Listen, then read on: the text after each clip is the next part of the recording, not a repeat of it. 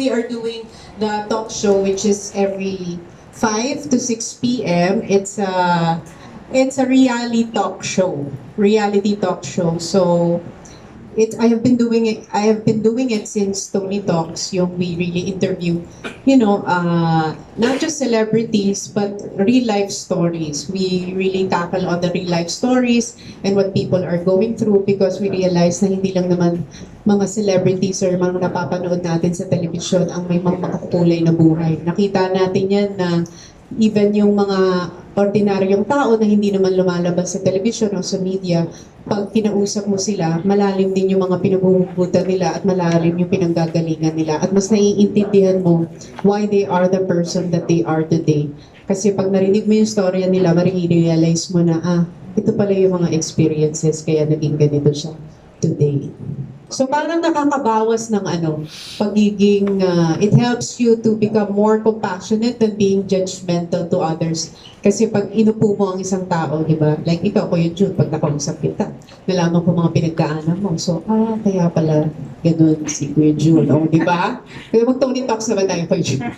Pero syempre, di ba? Yung parang maintindihan mo, kaya siya may ganitong desisyon sa buhay, kaya nangyari to, kaya pala ganito, kasi may ganito siyang pinagdaanan. Pakilinaw yung mga issues. Ano bang issue? Ang dami. Kuya Jun Saan ba? Campaign season pa yung issue? Or last year pa ata yung ibang issue? So ano yung mga gusto mong linawin natin, Kuya Jun? Sa TV. Sa TV. Okay. Malaki ba binigay sa'yo para mapunta ka rito?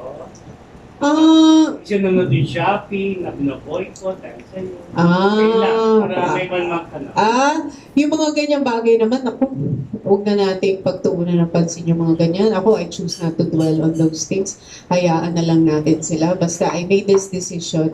And this is one thing that I realized in my life. Any decision that you make, na sinunod mo yung puso mo, you will always be led to the right path. So, pag sinunod mo yung desisyon ng puso mo, hindi yung sinabi sa'yo, itinuro sa'yo, idinikte lang sa'yo. Pero pag sinunod mo yung desisyon na alam mo, galing sa puso mo, you will always have peace in your heart. Hindi mo titignan yung, kasi ang tinitignan siguro ng, from the outside, it will look like, siguro ganito kasi, she's offered this, she's offered that. When you make a decision, you always have to check in with your heart if there is peace. That's one thing na hindi mababayaran for me. When you have peace in your heart, na this decision is right for me, that for me is priceless. The peace. Yun. Thank you. Thank you. Next question from Tita Aster. After Tita Aster, si Vina Vivar din siya. Vina Vivar. Tita Aster. Hi, Tita Aster. It's nice to see you. Yes, ayun nga nga Been long time. It's been a long time. Dalawa muna, congratulations to you for Salamat.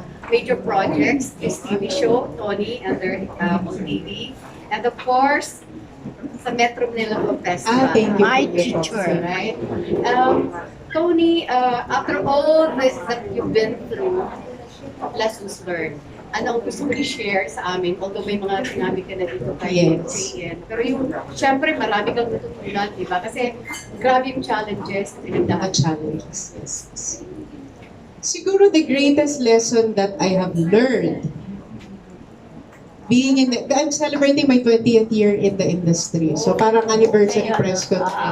So it's my 20th year in the industry. 20? Yeah, kasi yung I Love You Piolo 2001. So parang 2022 na ngayon. So parang 22 decades na yun since I started in the industry.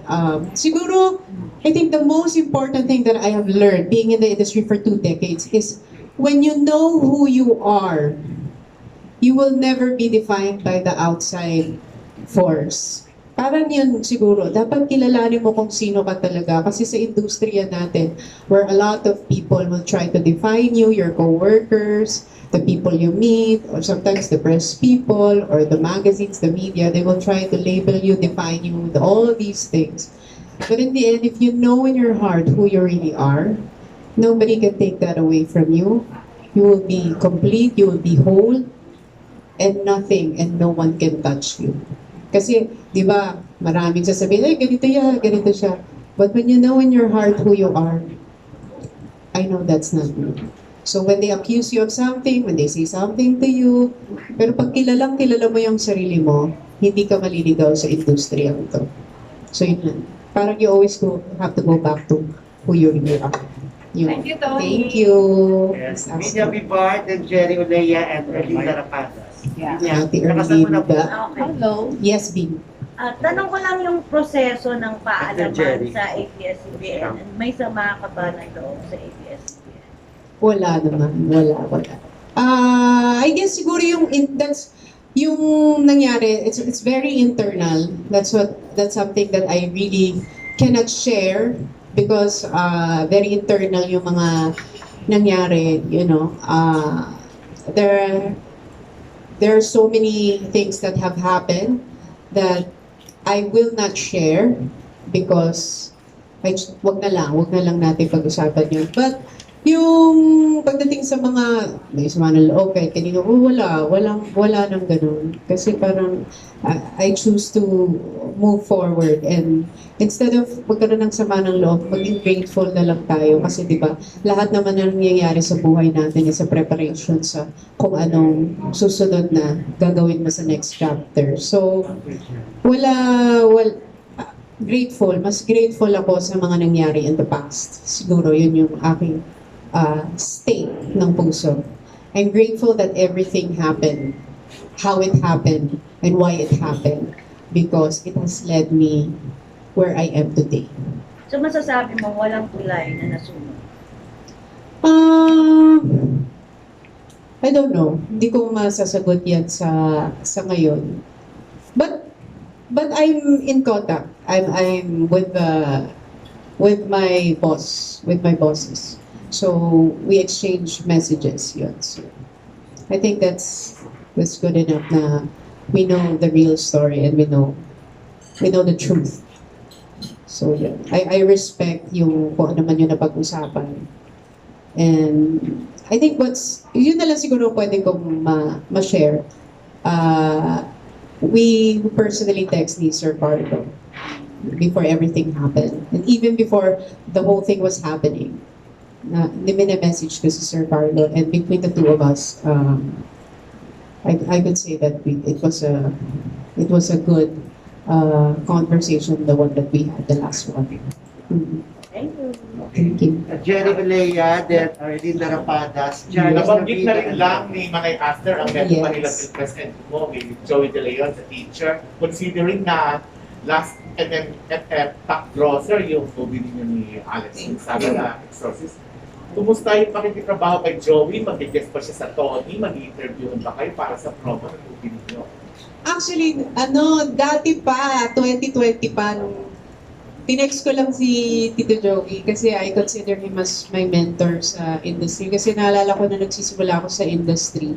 Ang sinasabi lagi ng daddy ko, pagka papasok ka sa industriya, huwag mong iiduluhin yung pinakasikat. Sabi ng daddy ko, sabi niya, ang dapat iniidolo mo, yung pinakatumagal. Kasi mabilis sumikat sa industriya, pero ang pinakamahirap ay tumagal. So sabi ng daddy ko, tinan mo yan, sila Vic Soto, Joey De Leon, bata ka pa lang, napapanood mo na sa telebisyon. Kasi ngayon, artista ka na, nandyan pa rin sila sa telebisyon. Yan ang dapat mga inaaral mo kung paano sila tumatagal ng ganyan sa industriya.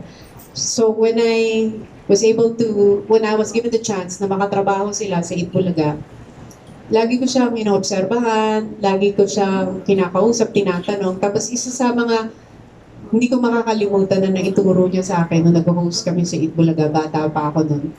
Parang ang lakas ng bagyo. Tapos ilan lang kami host na nakapasok kasi nga baha na. Tapos parang kinakabahan ako kasi wala sila Paulo, wala yung mga kaedad ko. Hindi, sabi ko, naku, paano kaya to? Kasi baka pag sinalang ka, mag-isa ka lang sa TV. Kasi alala ko sabi ni Tito Joey, huwag kang kabahan, huwag kang matakot. Dapat kapag host ka, kahit wala kang kasama, pag sinalang ka, kaya mong dali ng sarili mo. Huwag kang aasa sa kasama mo. Tapos naalala ko yun, to this day, hindi ko makakalimutan yun. Na as soon as isalang ka sa TV, the moment na maisalang ka sa TV at may hawak kang mikropono, wala kang aasahan kundi sarili mo. So kailangan maitawid mo yung programa, maitawid mo yung gap na yung mag-isa, na hindi ka umaasa kahit kanino man. Huwag ka umasa sa writer, huwag ka umasa sa cameraman, kahit magkamali-mali ang camera. Kapag ang trabaho mo, maitawid yung nais mong iparating sa audience. So, yun, hindi ko makakalimutan yun. Kaya tuwing makikita ko siya na 49 years ng Itbulaga today, tapos mag-50 years na siya, lagi kong naiisip na what a privilege it is to work with a legend in an industry. And it is so nice to absorb yung wisdom. Actually, the mere presence of Tito Joey in the set, mararamdaman mo na yung bang alam mo ng season sa industriya. Kaya pag dumating siya sa set, talagang, ay, alam mo may kasama kang isa sa mga haligi, isa sa mga legends ng noon time. Kaya, ang sarap ng pakiramdam na nakakasama mo siya sa isang eksena. Maliban kay Tito Joey, sino pa yung may tuturing mong idolo mo na legend, haligi sa industriya? Madami. Lahat ng mga tumagal sa industriya. Lahat ng mga nakatrabaho ko sa ASAP dati, yan, sa Itbulaga. Basta lahat ng mga season stars. Yan, mga iniidolo ko yan, I look up to them kung paano nila na-preserve yung kanilang career at saka yung longevity sa industriya. Tapos na yung shooting. I think last 1 week, last 1 week na lang kami. Okay. Next, Finishing na lang. Thank you. Belinda Rapada, Yes, Linda. Don, and si June Lalim, and Bobby Riquitina. Okay.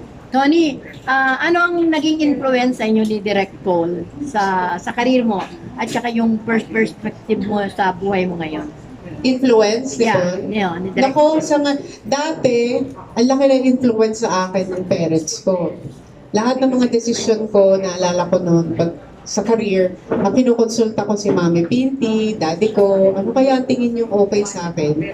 Tapos yung nag-asawa ko, isa naman sa talagang nilulukap ko at saka talagang kinoconsider ko yung decision ay yung wisdom din ni Paul. Kasi one of the things that I truly admire and respect about Paul is that yung lalim ng utak na meron siya, yung vision na meron siya.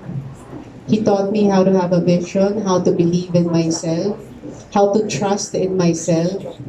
Tapos na-realize ko, wala pala ako masyadong tiwala sa sarili ko. Mas malaki pa yung tiwala ng asawa ko kaysa sa akin. Like yung Toni Talks, idea niya yun. Sabi niya, gumawa ka ng sarili mong show sa YouTube. Sabi ko, may manonood ba niyan?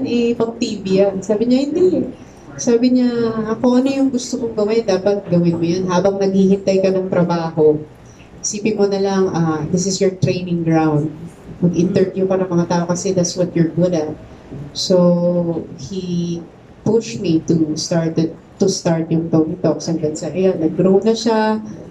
Dahil sa Toni Talks, nagkaroon na ako ng sarili kong studio. Yung office niya dati lang ang pinagsusuntan namin ng Toni Talks. Tapos yung katabi ng talyer. Yung studio namin. So yung talyer, Talyer yun! ginawang studio mo Bakanting na. talyer. Tapos nung pinakita niya sa akin, kasi yung sa, I don't know, pag may vlog kayo, so alam niyo yun, di ba, Google AdSense yun. It's dollars.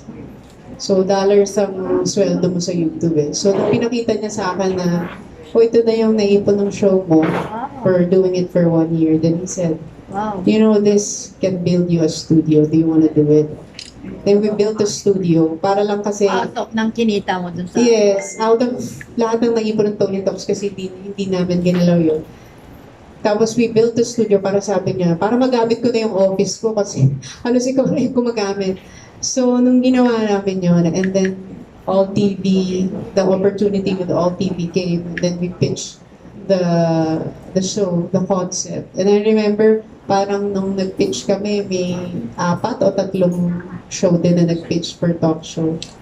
So, pinitch lang namin. We shared to them the vision and mission of the show. And then we're so grateful na they gave it a green light na they're willing to absorb the show sa OTV. So, ganun siya nangyari. So speaking of Toni, ano pa ba yung dream interview mo na gusto mo talaga na sumalang dyan? Lahat. Honestly, pag tinatanong ako dyan, ano bang dream interview mo? Yung next interview ko, yun ang dream interview ko. Kasi parang, ito na yung dream ko na ginagawa eh. Dream ko na tong, pangarap ko na tong ganitong klaseng programa, pangarap ko na yung ganitong klaseng format. So para sa akin, parang ito na yung dream. Lahat ng susunod dito, bonus na lang. Kung sino yung makausap ko, yung sabihin yun yung meant kong makausap for the show. Thank you and good luck. Thank you. Janice Ravida. Hi, Hi, Toni. Janice. Just to make it clear, kasi alam naman natin na nagsara yung ABS-CBN, nagtapos yung contract. And kasi malinaw naman sa sinabi ng president ng OTV na wala silang pinapirate na mga show, na mga stars. So paano nagkaroon ng offer ang OTV? Hinintay mo na talagang matapos yung contract mo with ABS bago ka nag-go. And nagkaroon din ba ng offer sa kabila? Bakit mas pinili mo ang OTV? Yes, meron din. Meron din offer. Actually, may mga offers even before pa. 2020 pa lang. I remember that. May offers na from not just one channel but also the other channel. May isa pang offer. Wala pang all TV nun. I remember there were 2 channels that may mga offer for... Actually, Toni Talks pa nga yung gusto nila nun. Nung But- nalaman nilang tapos na yung contract mo sa... Yeah, parang 2020 wala na. Kasi diba, with everything that happened, wala na, natapos na yung contract and, you know. So, yun, walang contract. And then, I got offers from 2 other networks, ganyan. Tapos parang, hindi ko pa nararamdaman sa heart ko nung time na yun na parang, I'm ready to take a leap of faith. Parang sabi ko, hintay muna. Or chill lang, stay still. Hindi kasi ako mabilis mag-desisyon, pinag-iisipan ko. I guess, ganun talaga pa mga introverts. Matagal mag-marinate sa isang desisyon. And then, ayun, parang nag-isip muna ako. Hanggang sa, hindi na, pinalipas ko na muna. And then, parang one day, it was I remember it was Paul na came home and said na, you know, all TV is going to open and I talked to ganito, ganyan, then he said they want to give an offer. So sabi, because I consulted my mom, so we talked about it and then we weighed in. Tapos sabi ko, I want to go and make a decision. Sa laging sinasabi ni Paul na, when you make a decision, choose the one that scares you. Because that's the one where you will grow. Kasi sure na yung, dun sa tatlo, parang pinaka nakakatakot na decision ito. Pero sabi niya, when you make a decision, piliin mo yung the one that scares you. Because that's Parang where you will, risk. parang that's where you will discover more about yourself, your capacity, your ability. And that's where you will grow as a person and learn. Like he always tells me, there are no failures in life, only lessons learned. And when something doesn't work out, you can always start again. But when you start again, you're not starting from zero. You can start from experience. So mas may baon ka, mas may wisdom ka.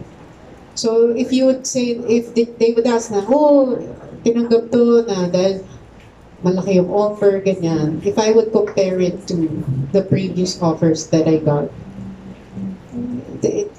hindi mo maiisip na I accepted it because the offer is this much. Ganyan. It's because I like the challenge. I like to be a part of something new. I like to be a part of something that's building, growing. And I want to grow also and build with them because I know I will learn a lot from this experience. Pero si Direk Paul, may pinirmahan din siyang contract with, di ba, OTV. He signed the contract for the show kasi it's his production. Pero hindi exclusive si Paul. Because he's like a content creator, it's the production. Yung kaya siya nag-sign, but not as an artist or director.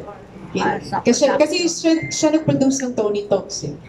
So, siya din ang producer ng Toni. Toni. So, yung sinay niya is for producing the show, not as the director or a talent of the network. It's as a producer. Parang content producer. Ganun. Yun yung sinay niya. Parang Black Fiber. Yes, yes. So kaya may time pa siya tumanggap ng position as presidential advisor. Yeah, hindi siya exclusive to any network. Hindi siya exclusive. Okay. Thank you, Janice. Next, we still have 6 press. Okay. Don, and then June Lali, Don. Mabel Tina, Golden Castro, Morley, and Sabe. Yes. Kay Toni, siyempre sabi nila tayo heal on. So move on na, medyo matagal na rin naman. Kumusta na yung relationship mo with yung dating mga kapamilya stars? Meron na bang healing process? Wala namang kailangan mag-heal kasi wala namang... I don't On your know. part, For me, mag-heal ka lang kapag nasaktan ka. Diba? Ako kasi parang hindi ako nagdadwell dun sa mga... Kasi I know the whole story, I know what really happened. So, parang hindi I don't think healing is the right term. Parang, no, not, hindi healing. For me, it's not healing. It's just that you choose to move forward. Walang healing. pero meron bang mga nag-reach out? Yeah, oo. Meron naman ganun. Kasi yun naman siguro. Wala naman kasi akong, if you notice even before, I never responded, I never said anything against anybody. Yes. Even before. So wala naman akong sinabi. Kasi naniniwala ko, what comes out of your mouth will always come back to you. So, wala. So, walang, I don't know, I don't think healing is the right term. Because, ang attitude ko is when something happens, I always move forward. I don't want to dwell on yung mga ganun, yung mga negativity or anything that's damaging and damaging or anything that's not healthy for my soul. Parang ganyan. Move forward. Last na lang, paano daw ma-achieve yung tawag sa unbothered? Sa mga netizens. Yung mga netizens yung nagsabi ng impacted sa akin. I didn't reclaim that one. It's just that, but I liked it when they said it. May nagsabi sa akin ganun ka. Diba? It's nice. It's fun. I guess you choose the people who can bother you. Just choose the people who will bother you. Choose the people that you will spend your time and attention to. If it's not healthy for you, if it's not healthy for your well-being, mental state, you just move forward.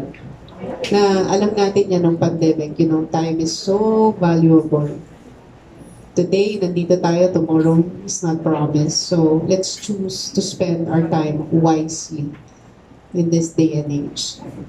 Diba? Let's be mindful of where we put our energy. Thank you. Okay. Next from June Lali. Kung pwede about the show na lang din. And then, the other plans Hi, na rin. Manay. June, Kamusta? Yeah. Yes, June. Ingay mo, paano kung magtatanong?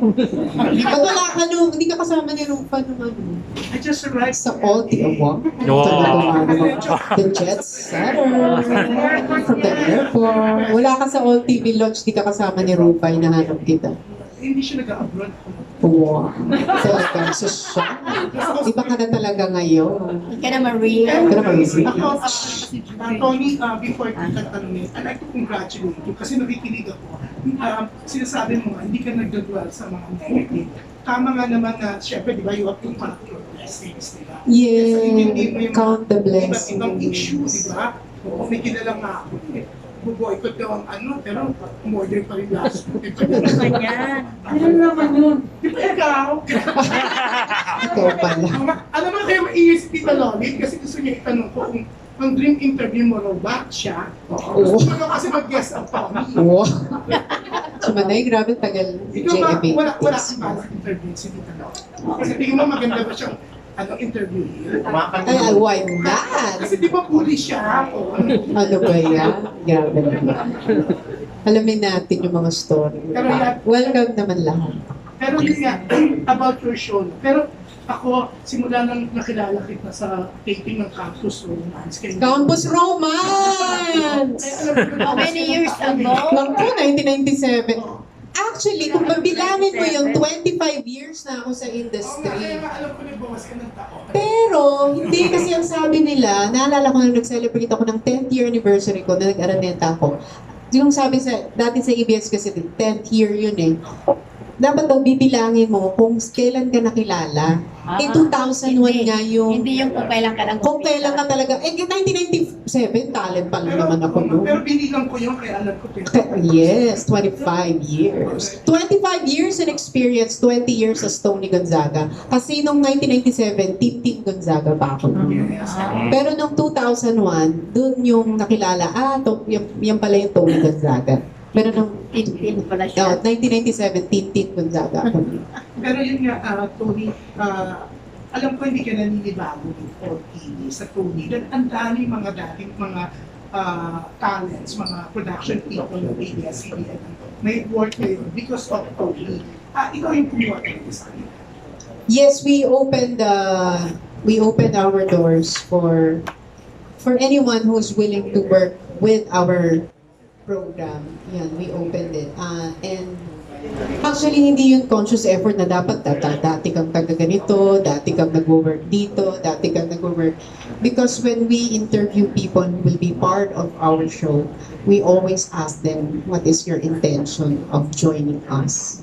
Kasi the intention will always determine the energy and the outcome that they will put in the project.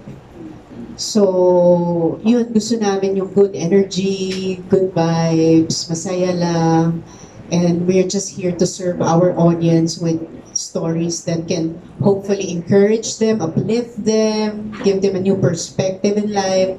So, pag yung kanilang energy and then yung pananaw nila sa buhay and work ethics nila ay aligned doon sa programa, yun, we absorb them. Pero wala namang conscious effort na kahit saan galing, kahit saan nag-work, kahit wala pang experience sa work, for as long as they're willing to learn, willing to grow with us, willing to do what we are called to do for the show, welcome naman sila.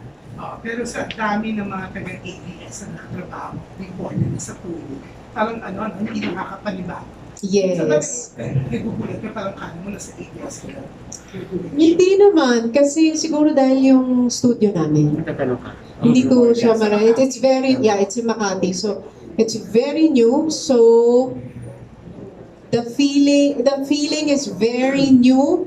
The people are, yes, the same. But the setting, the environment, the work culture that we have, the camaraderie that we have, the bonding that we have, it's all something new for me. So it's not something na parang, parang dati to Hindi, walang ganong feeling. Kaya exciting kasi alam mong bago-bago pa siya. So, si Paul ang producer pala. Yes. So, si Paul yung boss mo pagdating sa studio. Sa studio. Ako. Sa studio lang. Hindi, pero naman, hindi siya yung talagang super boss. Actually, he allows all of us. Medyo sa grupo namin, medyo hindi masyado yung hierarchy eh.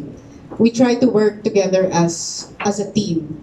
Ayaw ni Paul yung ako boss, ako masusunod. Pag sinabi ko to, if you are part of our team, you will see our culture that we sit down with everyone and everyone's opinion is valid. Parang lahat kayo may bosses, pwede natin pakinggan. Kasi ang goal naman is to lift the show. It's for the program. It's not just for a boss or for me. For me, hindi siya yung para sa akin lang yung programa. It's really what the show can give the audience. It's to serve its purpose. Same studio yun ang pinagdadaan ni Ray. Kabila. Di ba pumunta kayo?